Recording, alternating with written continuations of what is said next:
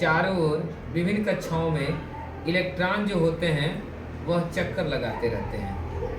ठीक है, इलेक्ट्रॉन जो होते हैं नाभिक के चारों ओर विभिन्न कक्षाओं में चक्कर लगाते रहते हैं। जब इलेक्ट्रॉन चक्कर लगाते रहते हैं तो उसे घूमने के लिए आवश्यक अभिकेंद्र बल की आवश्यकता पड़ती है, जो वैद्युत आकर्षण बल से प्राप्त होती है। बस परमाणु का रदरफोर्ड मॉडल इतना ही है।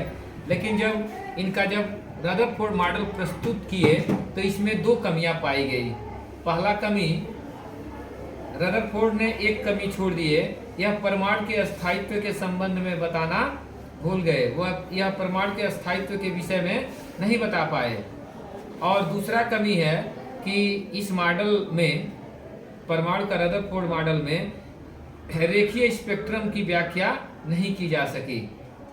ठीक है, तो दो कमियां पाई गई। उसके बाद नील्स बोहर का परमाणु मॉडल प्रस्तुत किया जाता है। उसके बाद आता है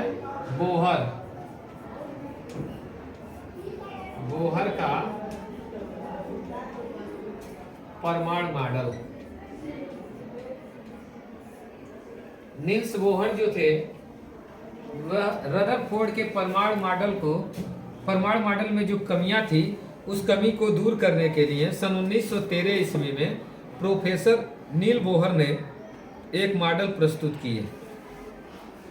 इनका जो मॉडल है, परमाणु मॉडल, वो मैक्सवेल के प्लांक क्वांटम सिद्धांत पर आधारित है।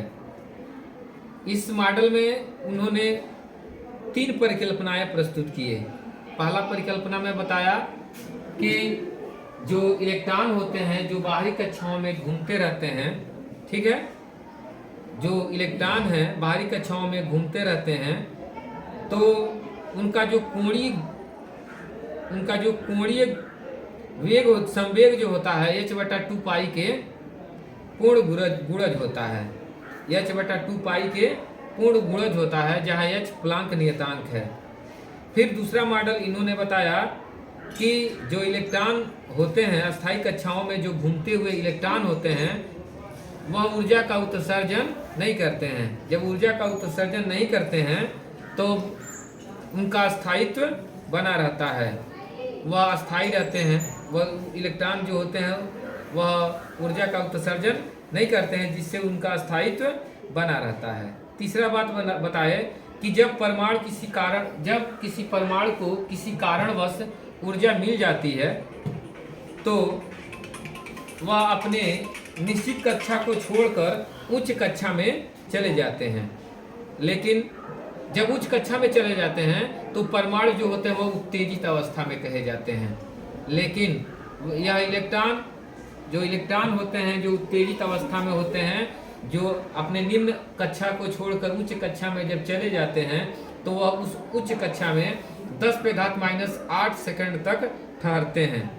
तो 10⁻⁸ सेकंड ठहरने के बाद वे इलेक्ट्रॉन जो होते हैं विद्युत चुंबकीय तरंगों का उत्सर्जन करते हुए अपने निम्न कक्षा में लौट आते हैं।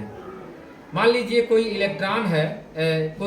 इलेक्ट्रॉन है जिसका उच्च कक्षा में ऊर्जा जो है वह E2 है और निम्न कक्षा में ऊर्जा जो है E1 है, और उसकी फ्रीक्वेंसी जो है वह V है।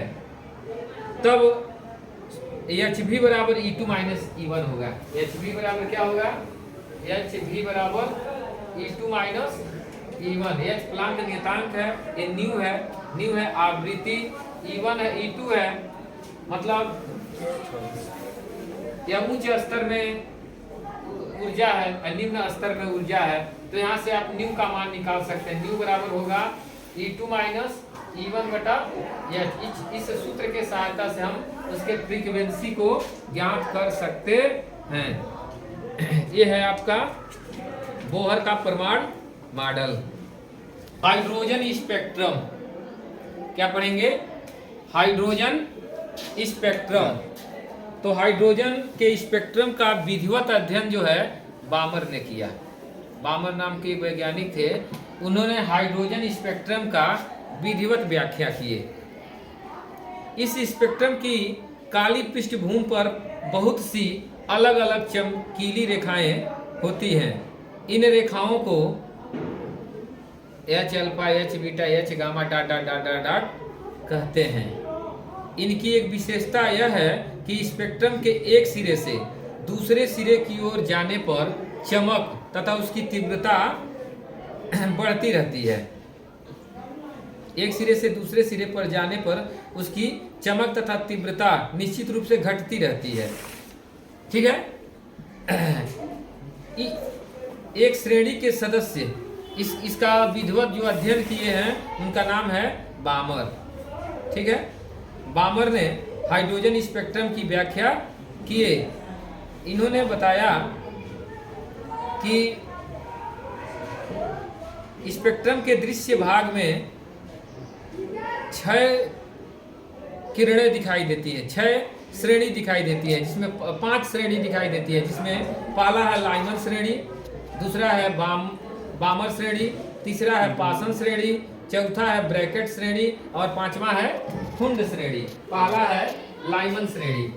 पहला श्रेणी मिला, उसका नाम रखा गया लाइमन श्रेणी। दूसरे श्रेणी का नाम रखा गया बामर श्रेणी, बामर श्रेणी। और तीसरे श्रेणी का नाम रखा गया पासन श्रेणी, पासन श्रेणी। और चौथे का नाम रखा गया ब्रैकेट श्रेणी, ब्रैकेट श्रेणी। और पांचवे का नाम रखा गया खुंड श्रेणी। क्या नाम रखा गया? खुंड श्रेणी। इन श्रेणियों की हम व्याख्या करेंगे। क्या करेंगे? व्याख्या। हाइड्रोजन स्पेक्ट्रम की व्याख्या करने के लिए हम क्या करेंगे? हाइड्रोजन स्पेक्ट्रम की व्याख्या हम क्वांटम सिद्धांत के अनुसार करेंगे। ठीक है। तो जब इलेक्ट्रॉन जो होता है किसी कारणवश किसी परमाणु को ऊर्जा मिल जाता है तो वह उच्च ऊर्जा स्तर से निम्न ऊर्जा स्तर से उच्च ऊर्जा स्तर में चला जाता है। ठीक है। लेकिन उच्च ऊर्जा स्तर में वह 10⁻⁸ सेकंड तक ठहरता है, उसके बाद वह निम्न ऊर्जा स्तर में लौट आता है। तो इसके लिए इसका ऊर्जा En बराबर होता है, En बराबर ऊर्जा का जो मान होता है -RHc/n² होता है, जहाँ R जो है रीडबर्ग नियतांक है, H जो है प्लांक नियतांक है, C जो है प्रकाश की चाल है, N है क्वांटम मुख्य क्वांटम संख्या, क्वांटम संख्या। N क्या है? क्वांटम संख्या। ठीक है।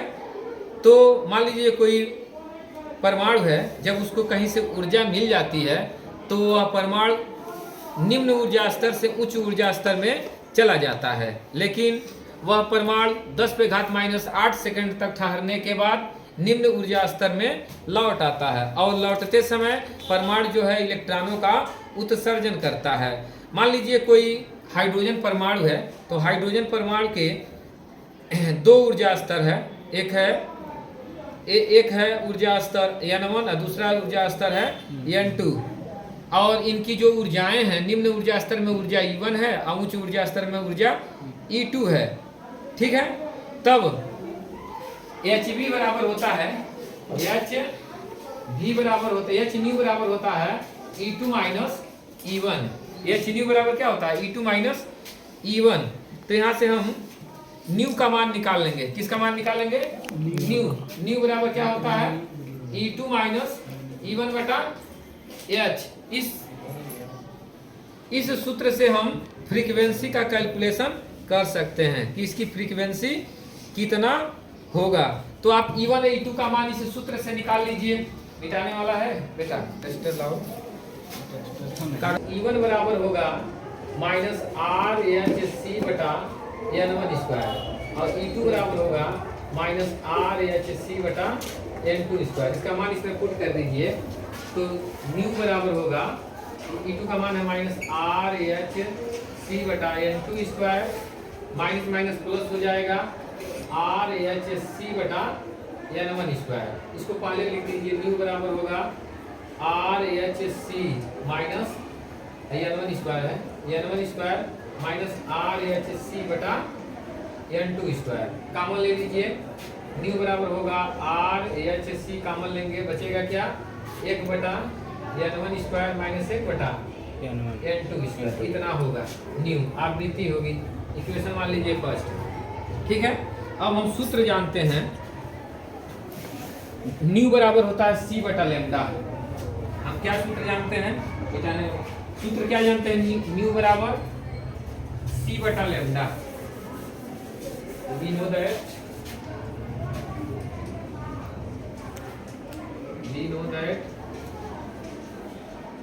न्यू बराबर होता है सी बटा लेमडा। इक्वेशन सेकंड मान लीजिए, समीकरण 1 और 2 की तुलना करिए, न्यू बराबर है तो ये बराबर होगा, क्या लिखेंगे, सी बटा lambda equal to R H c 1 बटा n1 स्क्वायर माइनस 1 बटा n2 स्क्वायर।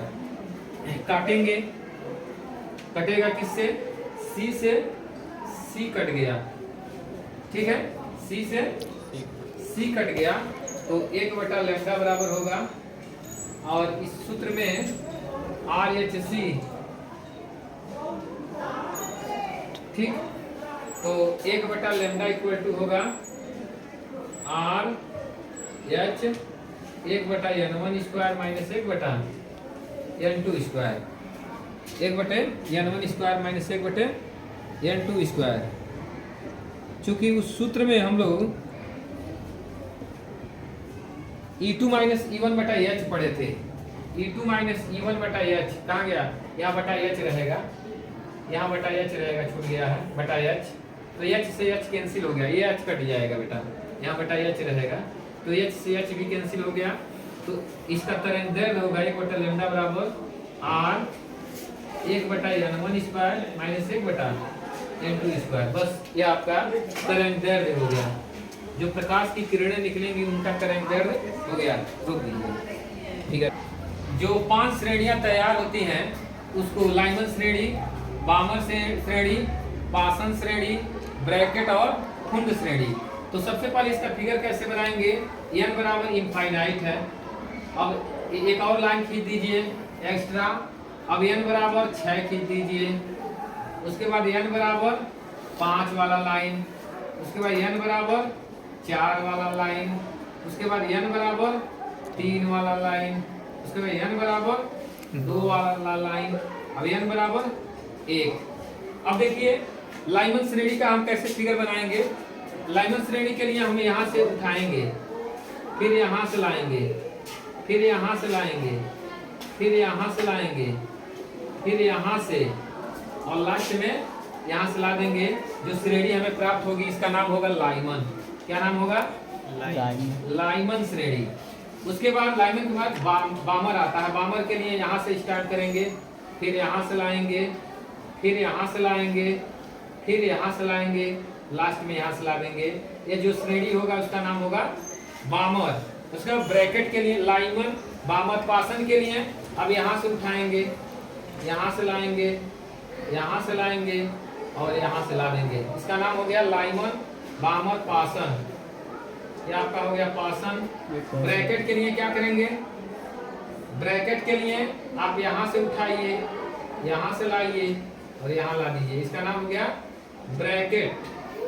उसके बाद फुंड, फुंड के लिए क्या करेंगे, यहाँ से उठाएंगे, आपका ये हो गया आपका फुंड श्रेणी। तो 5 श्रेणियां प्राप्त हुई। अब 5 श्रेणियों के लिए फिगर भी बन गया, जिसमें पहला जो है लाइमन, उसके बाद बामर, पासन, ब्रैकेट और लास्ट में फुंड श्रेणी आपको प्राप्त हुई। चाहे तो आप यहाँ से एक और खींच सकते हैं, यहाँ से एक्स्ट्रा। लाइमन के लिए ये हो गया, बामर के लिए ये हो गया, पासन के लिए और ये हो गया ब्रैकेट के लिए, और यहाँ एक लाइन हो गई ये फुंड के लिए हो गया। ये इतनी किरणें हमें दिखाई देती हैं। तो लाइमन की व्याख्या कैसे करेंगे, कहेंगे कि जब किसी कारणवश किसी परमाणु को इलेक्ट्रॉन मिल जाता है तो वह उच्च कक्षा में चला जाता है, लेकिन उच्च कक्षा में 10⁻⁻8 सेकंड तक ठहरता है। उसके बाद जब ठहरता, उसके बाद जब निम्न ऊर्जा स्तर में आता है, ठीक है, तो स्पेक्ट्रम क्या नाम, विद्युत चुंबकीय तरंगों का उत्सर्जन करता है और 5 प्रकार की किरणें हमें दिखाई देती है, लाइनें हमें दिखाई देती है, जिसमें लाइमन श्रेणी, बामर श्रेणी, पासन श्रेणी, ब्रैकेट श्रेणी और फुंड श्रेणी प्राप्त होती है।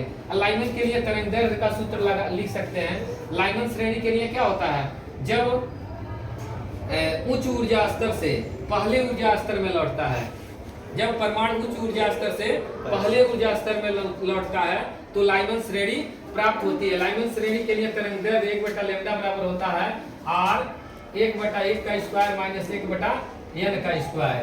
n बराबर 2 से लेकर अनंत तक हो सकता है। इसके लिए लाइमन श्रेणी के लिए तरंग दैर्ध्य का सूत्र हो गया कि जब, इसका व्याख्या कैसे करेंगे कि जब परमाणु से इलेक्ट्रॉन, जब परमाणु उच्च ऊर्जा स्तर से पहले ऊर्जा स्तर में लौटता है, ठीक है, तो लाइमन श्रेणी प्राप्त होती है। इसके लिए तरंग दैर्ध्य 1/λ बराबर r 1/1 का स्क्वायर माइनस 1/n का स्क्वायर।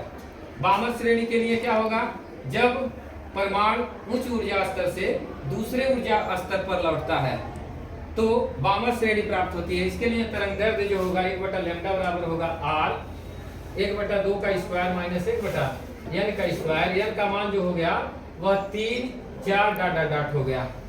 उसी प्रकार पासन का डिफिनीशन देंगे कि जब इलेक्ट्रॉन जो है उच्च ऊर्जा स्तर से तीसरे ऊर्जा स्तर पर लौटता है, ठीक है, तो हमें पासन श्रेणी प्राप्त होती है। इसके लिए तरंग दैर्ध्य का सूत्र यहाँ 3 रख देंगे, n का मान 4 से बढ़ा देंगे अधिक। इसी प्रकार ब्रैकेट और पूर्ण को हम डिफाइन कर सकते हैं। यही है क्या नाम, हाइड्रोजन स्पेक्ट्रम की व्याख्या। Thank you for watching.